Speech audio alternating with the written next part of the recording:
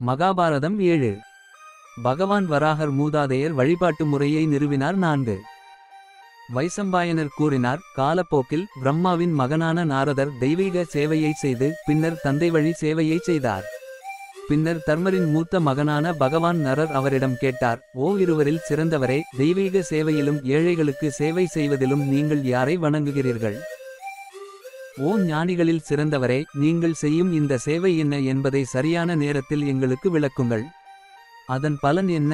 பின்னர் நாரதர் கூறினார், தெய்வீக சேவை செய்யப்பட வேண்டும் என்றும் அது உயர்ந்த அறிவு என்றும் நித்தியமான பரம ஆத்மா தியாகத்தின் வடிவம் என்றும் நீங்களே கடந்த காலத்தில் கூறியுள்ளீர்கள். அதனால் ஈர்க்கப்பட்டு நான் எப்போதும் வைகுண்டத்தின் அழியாத இறைவனை வணங்குகிறேன். அவரிடமிருந்து உலகத்தின் தந்தையான பிரம்மா கடந்த காலத்தில் பிறந்தார். அவர் என் தந்தையை உயர்ந்த மனிதனை படைத்தார். நான் அவரது விருப்பத்தால் முதல் மகனாக கருத்தரிக்கப்படுகிறேன். ஓ துறவி, நாராயணனை வணங்கிய பிறகு நான் பிதாக்களை வணங்குகிறேன். இவ்விதமாக அந்த இறைவன் தந்தை, தாய் மற்றும் தந்தை ஆவார். தந்தையர்கள் மகன்களை வணங்கினர் என்று ஒரு வசனமும் உள்ளது. வேதங்களின் அறிவு இழந்தபோது தேவர்கள் அதை தங்கள் குழந்தைகளிடமிருந்து திரும்பப் பெற்று கற்பித்தனர். எனவே மந்திரங்களைச் செய்த மகன்கள் தந்தையர் பதவியை பெற்றனர். உணர்வுள்ள மனிதர்களான நீங்கள் இதை முன்பே அறிந்திருந்தீர்கள். மகன்களும் தந்தையர்களும் ஒருவரையொருவர் வணங்கினர். தேவர்கள் பூமியில் 3 பிண்டங்களை வைத்து வணங்கினர். இதற்கு காரணம் என்ன? அந்த மூதாதையர்களுக்கு கடந்த காலத்தில் பிண்டம் என்ற பெயர் எப்படி வந்தது? நரநாராயணர் கூறினார், இந்த சமுத்திரத்தால் சூழப்பட்ட பூமி அழியும் தருவாயில் இருந்தபோது பகவான் கோவிந்தன் வராக வடிவத்தை எடுத்து விரைவாக அதை உயர்த்தினார். அந்த உயர்ந்த இறைவன் பூமியை அதன் சரியான இடத்தில் வைத்து தனது உடலை நீராலும் சேற்றாலும் மூடி உலக நலப்பணியில் ஈடுபட்டார். துறவரத்தின் நேரம் வந்தபோது சூரியன் இன்னும் அடிவானத்திற்கு மேலே இருந்தபோது அவர் 3 பிண்டங்களை கம்பங்களில் வைத்து பூமியில் வைத்தார். அவர் அவற்றில் தன்னை உரையாற்றி தந்தையின் செயலை செய்தார். அந்த இறைவன் அந்த 3 பிண்டங்களையும் தனது சொந்த வழிமுறைகளால் கருத்தரித்தார். தனது உடலின் வெப்பத்தால் உருவாக்கப்பட்ட கிரீஸ் பூசப்பட்ட மச்சங்களால் தடையின்றி முகம் தன்னை நோக்கி திருப்பிக் கொண்டு பிண்டங்களை வணங்கினார். பின்னர் தர்மத்தை நிலைநாட்ட பகவான் ஸ்ரீஹரி கூறினார். பகவான் விருஷகபி கூறினார், உலகத் தெளிவான நான் பித்ருக்களை படைக்க விதிக்கப்பட்டவன். தந்தையின் முறைகளைப் பற்றி சிந்திக்கும்போது இந்த 3 பிண்டங்களும் என் கைகளிலிருந்து தெற்கு நோக்கி பூமியில் விழுந்தன. எனவே இவர்கள் பித்ருக்கள். உருவமற்ற இந்த 3 பிண்டங்களும் உடலின் வடிவம். இவர்கள் உலகில் நித்திய பித்ருக்கள் என்று அழைக்கப்படட்டும். இங்கே இந்த 3 பிண்டங்களிலும் உள்ள தந்தை, பெரிய தந்தை மற்றும் பெரிய தந்தை நான் என்று அறியப்பட வேண்டும். என்னை விட பெரியவர் யாரும் இல்லை. என்னை வணங்க வேறு யார் இருக்கிறார்கள்? என் தந்தை யார்? நான் தந்தை, நான் தந்தையின் தந்தை. நானே காரணம் என்று தேவர்களின் கடவுளான விருஷகபி கூறினார். வராக மலையில் தானம் செய்து தன்னை வணங்கி அங்கேயே ஆழ்ந்தார். ஓ விப்ரானா, இது இறைவனின் கட்டளை. பிண்டங்களுக்கு தந்தை என்ற பெயர் வந்தது அந்த விருஷ்மியின் வார்த்தைகளின்படி அவர்கள் வணங்கப்படுகிறார்கள். பிதாக்கள், தேவர்கள், ஆசிரியர்கள், விருந்தினர்கள், பசுக்கள், இரு முகம் கொண்டவர்கள். தாய் பூமியை தங்கள் செயல்களாலும் வார்த்தைகளாலும் வணங்குபவர்கள் விஷ்ணுவையே வணங்குகிறார்கள். அந்த இறைவன் அனைத்து உயிரினங்களின் உடல்களிலும் உள்ளார். மகிழ்ச்சி மற்றும் துக்கத்தின் அதிபதியான ஸ்ரீஹரி அனைத்து உயிரினங்களுக்கும் சமமானவர். நாராயணன் பெரியவர், பெரியவர், அனைத்து ஆன்மாவும் கொண்டவர் என்று ஸ்ருதி அறிவிக்கிறது. நாராயண மகிமையின் கதையின் முடிவுரை 5. வைசம்பாயன் கூறினார், ஓ ஜனமேஜயனா, நரநாராயணர் சொன்ன இந்த வார்த்தைகளை கேட்டு நாரதர் கடவுளிடம் மிகுந்த பக்தி கொண்டு தனிமையில் இருந்தார். நரநாராயண ஆசிரமத்தில் 1000 ஆண்டுகள் வாழ்ந்து இறைவனைப் பற்றிய கதையை கேட்ட அவர் அழியாத ஹரியை கண்டு விரைவாக தனது ஆசிரமம் இருந்த மலைக்குச் சென்றார். அந்த நரநாராயண ரிஷியும் அதே ஆசிரமத்தில் பெரும் தவம் செய்து கொண்டிருந்தார். எல்லையற்ற வலிமை கொண்ட நீங்களும் பாண்டவ குலத்தின் 2 மகன்கள். இந்த கதையை ஆரம்பத்திலிருந்தே கேட்ட பிறகு நீங்கள் தூய்மையானீர்கள். ஓ ராஜா, அழியாத விஷ்ணுவை வெறுப்பவர் உயர்ந்த கடவுள் நாராயணனையும் ஹரியையும் வெறுப்பவர். அவருக்கு மறுவுலகமோ இந்த உலகமோ இல்லை. அவரது மூதாதையர்கள் பல வருடங்களாக நரகத்தில் மூழ்கியிருப்பார்கள். ஓ மனிதர்களில் சிறந்தவரே, விஷ்ணுவை ஆன்மாவாக புரிந்து கொள்ள வேண்டும். இதுவே உண்மை. காந்தவதியின் மகனான எங்கள் ஆசிரியர் வியாசர் இந்த அழியாத பெரிய ஆன்மாவை என்னிடம் கூறினார். இதை நான் அவரிடமிருந்து கற்றுக்கொண்டேன். இதை உங்களுக்கு சொன்னேன்.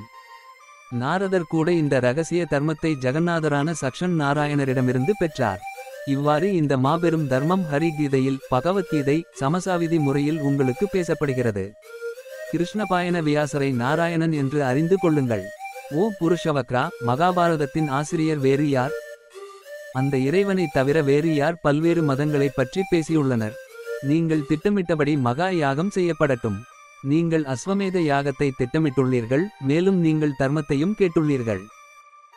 சௌதி கூறினார், உலகங்களில் பெரியவரான சௌனகன இந்த பெரிய கதையை கேட்ட பிறகு யாகத்தை நிறைவு செய்வதற்கான அனைத்து செயல்களையும் தொடங்கினார்.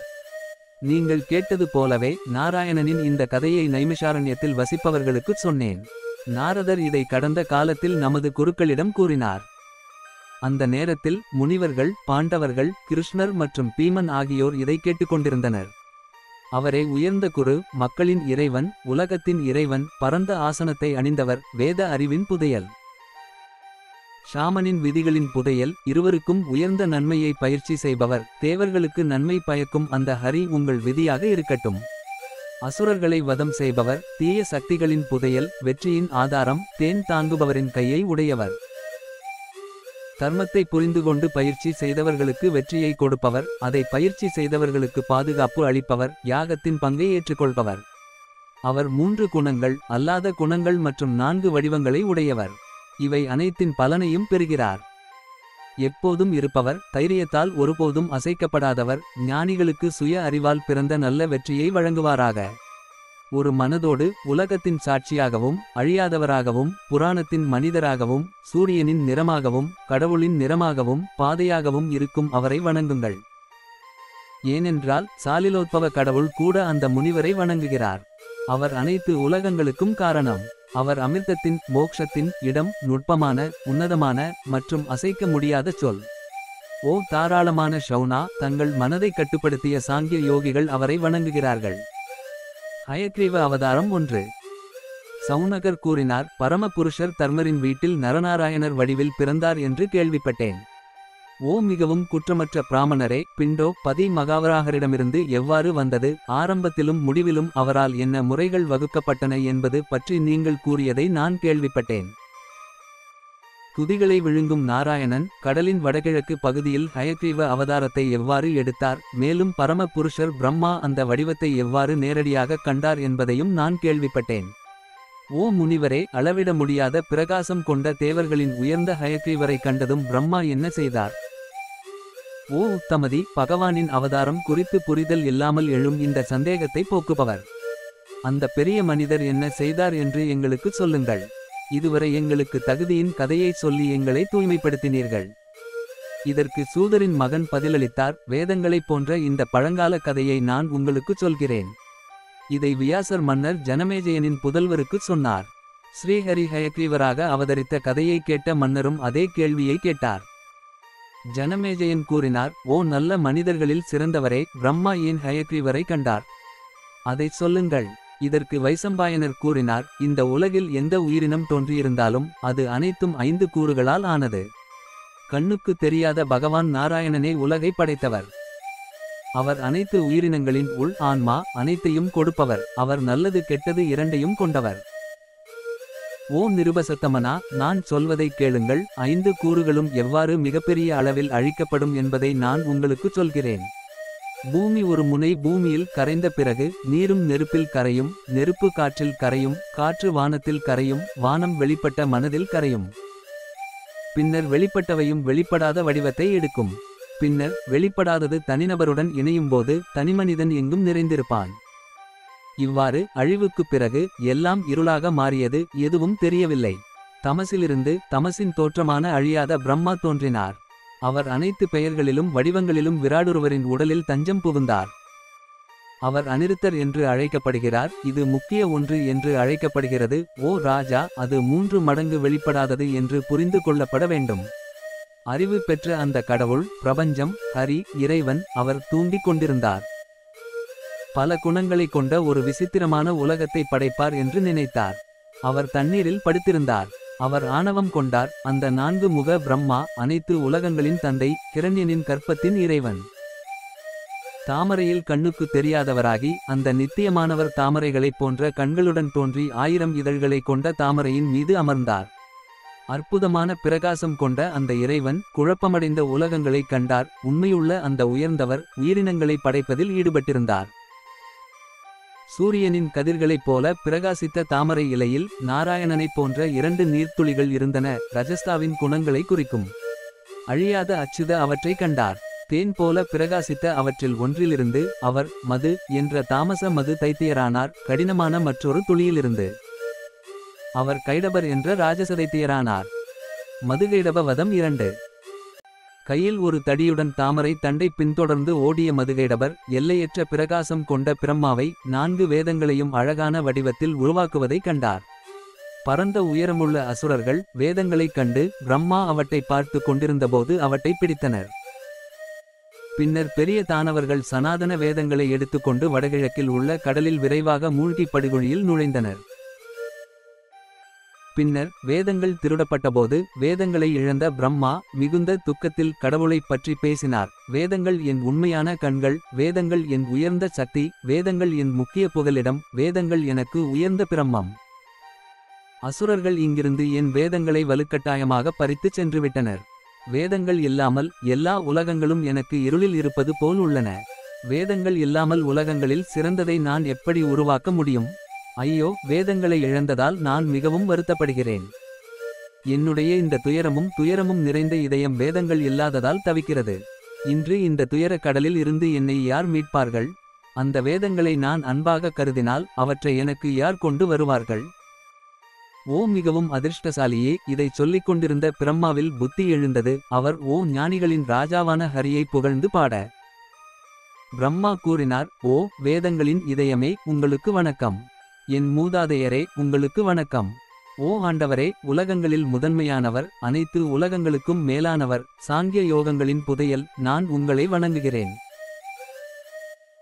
ஓ வெளிப்படையான மற்றும் வெளிப்படையான உலகங்களை உருவாக்கியவர், நினைத்து பார்க்க முடியாதவர், நல்வாழ்வின் பாதையில் இருப்பவர், பிரபஞ்சத்தை பாதுகாப்பவர், அனைத்து உயிரினங்களின் உள் ஆன்மா, படைக்கப்படாதவர், அனைத்து உலகங்களின் அடைக்கலம், ஓ சுயமாக இருப்பவரே, நான் உங்கள் அருளால் பிறந்தேன். உங்களிடமிருந்து மட்டுமே எனது மனப்பிறப்பு 2க்கும் மதிப்பிற்குரியது. உங்கள் கண்களிலிருந்து மட்டுமே எனது 2வது பண்டைய பிறப்பு.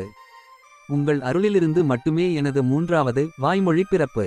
ஓ விபு, உன்னிடமிருந்து மட்டுமே எனக்கு 4வது செவிப்புலன் பிறப்பு ஏற்பட்டது.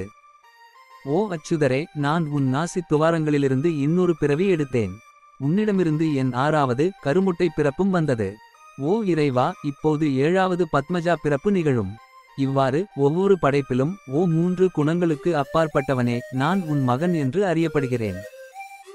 ஓ புண்டரீகாக்ஷணரே, நான் ஆதி குணத்தால் கருத்தரிக்கப்படுகிறேன். நீ கடவுள், சுயமாக இருப்பது உயர்ந்தவர்.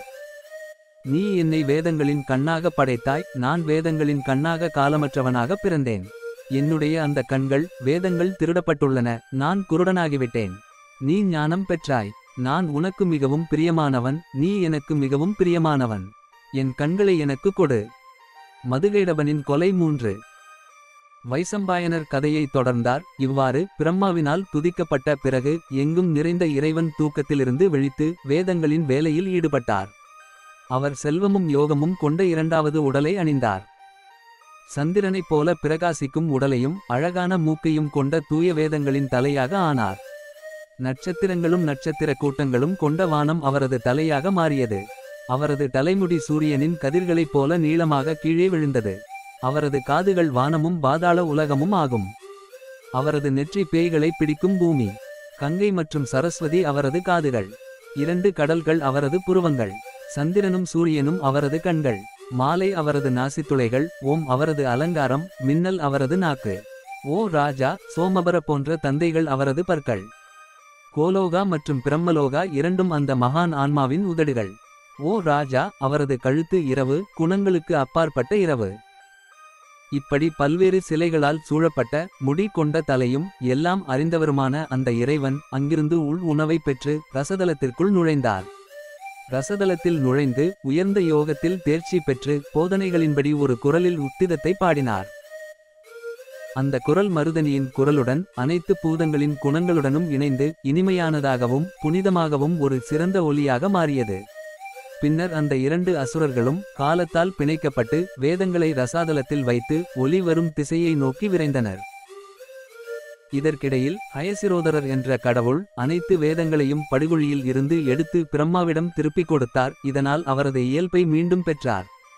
அவர் அந்த ஹயசிரசை வடகிழக்கு கடலில் வைத்தார். அது வேதங்களுக்கான கோயிலாக மாறியது. பின்னர் மதுகேடபாதனர் வேதங்களை வைத்த இடத்தை விரைவாக நெருங்கினார். வேதங்களை வைத்த இடம் காலியாக இருப்பதைக் கண்டு அவர் விரைவாக நீர்த்தேக்கத்திலிருந்து எழுந்தார். அவர் பார்த்தபோது அதே அசல் புருஷனை கண்டார். அவர் அப்போது அநிருத்த நிலையில் வெள்ளை நிலவைப் போல பிரகாசித்தார். மேலும் அவர் தூக்க யோகத்தில் தஞ்சம் புகுந்திருந்தார். சுடர் மாலையால் சூழப்பட்ட ஒரு நீர்ப்படுக்கையை கற்பனை செய்து 2 தனவேந்திரர்களும் அவர் ஒரு அழகான பிரகாசத்துடன் தூய சாராம்சத்துடன் படுத்திருப்பதைக் கண்டு அவரை சிரிக்க வைத்தனர். ராஜஸ்தமரின் குணங்களால் வியந்து இருவரும், பார், இவர் வெள்ளை தோலையுடைய புருஷன் இங்கே தூங்குகிறார். இவர் நீர்த்தேக்கத்திலிருந்து வேதங்களை திருடியிருப்பார். இவர் யார்? இவர் யார்? ஏன் பாம்பைப் போல படுத்திருக்கிறார் என்று கூறினர். ஹரியை எச்சரித்தார். அவர்கள் போருக்கு வந்ததை அறிந்த முழுமுதற் கடவுள் போருக்கு தயாரானார்.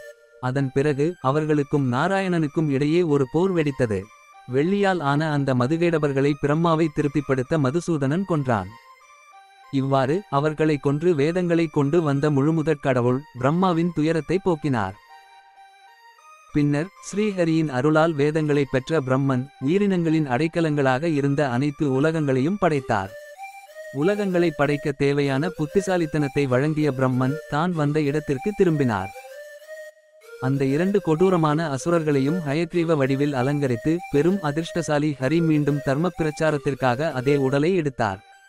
இறைவனின் இந்த ஹயக்ரீவ வடிவம் புராணங்களில் பிரபலமானது மற்றும் ஒரு வரம். இதை தினமும் கேட்டு நினைவில் கொள்ளும் பிராமணன் ஒருபோதும் தனது படிப்பை இழக்க மாட்டான். ஹயக்ரீவ வடிவில் கடவுளை வணங்கி பஞ்சால முனிவர் காலவர் வேதங்களின் முறையான படிப்பை பெற்றார். ஓ ராஜா, இந்த ஹயக்ரீவ கதையை நான் உங்களுக்கு சொன்னேன். இதைத்தான் நான் உங்களிடம் சொல்லச் சொன்னேன். இது புராண மற்றும் வேத இரண்டும். அந்த கடவுள் தனது செயல்களுக்கு ஏற்ப தான் எடுக்க விரும்பும் எந்த வடிவத்திலும் தன்னை மாற்றிக்கொண்டு தன்னை வெளிப்படுத்திக் கொள்கிறார். இந்த பணக்காரன் வேதங்களின் பொக்கிஷம், இந்த மனிதன் தவத்தின் பொக்கிஷம், இந்த உலகம் யோகம், சாம்க்யா, பிரம்மம் உயர்ந்த அன்பு. வேதங்கள் நாராயணனுக்காக, தியாகங்களும் அன்பும் நாராயணனுக்காக, தவம் நாராயணனுக்காக, அடைய முடியாத பாதை நாராயணனை அடைவது உண்மை நாராயணனுக்காக, சடங்கு நாராயணனுக்காக, மீண்டும் மீண்டும் செய்யாமல் ஒரு பாதையை வழங்கும் நிறுத்த பாதை நாராயணனுக்காக, சாய்வின் பாதை நாராயணனுக்காக, பூமியில் உள்ள வாசனை நாராயணனுக்காக, வாயில் உள்ள சாறு நாராயணனுக்காக, நெருப்பில் உள்ள வடிவம் நாராயணனுக்காக, காற்றில் உள்ள தொடுதல் நாராயணனுக்காக, வானத்தில் உள்ள தொடுதலும் நாராயணனை போன்றது. வெளிப்படுத்தப்படாத 3 மடங்கு மனம், காலம் மற்றும் நட்சத்திரங்கள் அனைத்தும் நாராயணன். தெய்வங்கள் கீர்த்தி, ஸ்ரீலட்சுமி, சாம்க்யா, யோகம் அனைத்தும் நாராயணனை போன்றவை. ஆண், முதன்மை, இயற்கை, செயல், தெய்வீகம் இவை அனைத்தும் நாராயணனின் வடிவம். உடல், செய்பவர், பல்வேறு வழிமுறைகள், முக்கிய செயல்பாடுகள், 5வது தெய்வீகம் இவை செயலுக்கான 5 காரணங்கள். இவை அனைத்திற்கும் ஹரிபக்தி. முழுமையான நோக்கங்களுடன் கொள்கையை அறிய விரும்புவோரின் குறிக்கோள் ஹரி, மகா யோகி, பகவான் நாராயணன். நாராயணன் என்பது பிரம்மர்கள், உலகங்கள், மகா முனிவர்கள் மற்றும் சாங்கியர்களின் பாதை. சுயத்தை அறிந்த யதிகளின் மனதில் என்ன இருக்கிறது என்பதை கேசவன் அறிவான். ஆனால் அவர்கள் தனது மனதை அறிய மாட்டார்கள். எல்லா உலகங்களிலும் தெய்வீக செயல்களை செய்பவர், தானம் செய்பவர், பெரும் தவம் செய்பவர், அவர்கள் அனைவருக்கும் அடைக்கலம் பகவான் விஷ்ணுவே. அவர் அனைத்து உயிரினங்களிலும் வசிப்பதால் அவர் வாசுதேவர். அவர் நித்தியமான உயர்ந்தவர். அவர் பெரியவர், பண்பு இல்லாதவர். காலம் பருவங்களில் அதன் பண்புகளை பெறுவது போல அவர் விரும்பும் போதெல்லாம் பண்புகளின் கலவையை பெறுகிறார். இந்த மகா ஆன்மாவின் பாதையை யாராலும் அறிய முடியாது. அவருடைய பாதையை யாராலும் பார்க்க முடியாது. பல விருதுகளை பெற்ற இந்த நபரை ஞானமுள்ள முனிவர்கள் கண்டுபிடித்துள்ளனர். மகாபாரதம் 8 தொடர்கிறது.